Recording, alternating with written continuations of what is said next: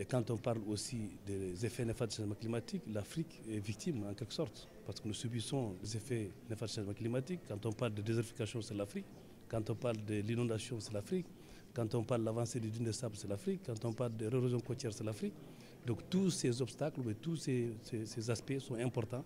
Et c'est une manière aussi de dire que l'Afrique demande une certaine équité, parce que nous ne polluons pas et nous subissons les effets néfastes du changement climatique.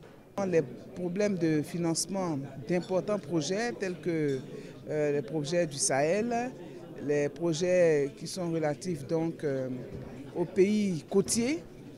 Nous avons également des projets dans le cadre du bassin donc, du Congo, mais également tous les projets liés à notre stratégie d'adaptation dans les différents pays.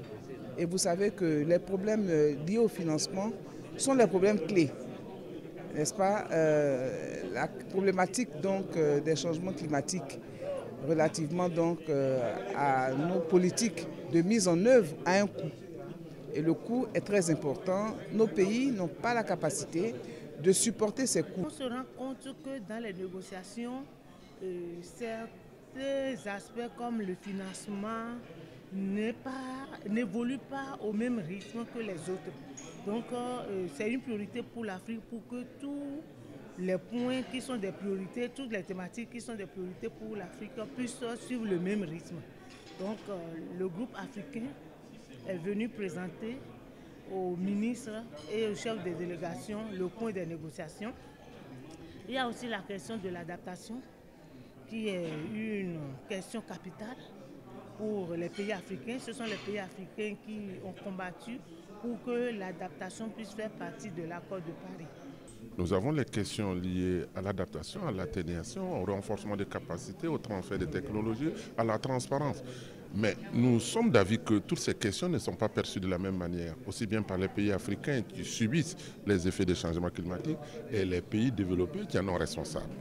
Donc, au regard de la présentation qui a été faite, pour nous, à la COP23, c'est de pouvoir avoir, si vous voulez, l'extrait d'acte de naissance qui va nous permettre d'aller vers la mise en œuvre des accords de Paris.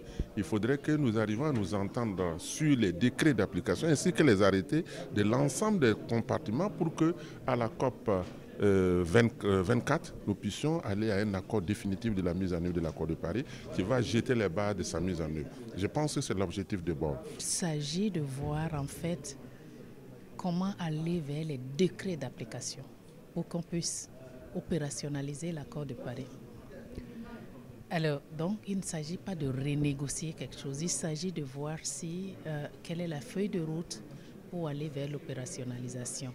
Et c'est en cela que la COP qui a précédé celle-là à Marrakech a été appelée par beaucoup d'acteurs la COP de l'action.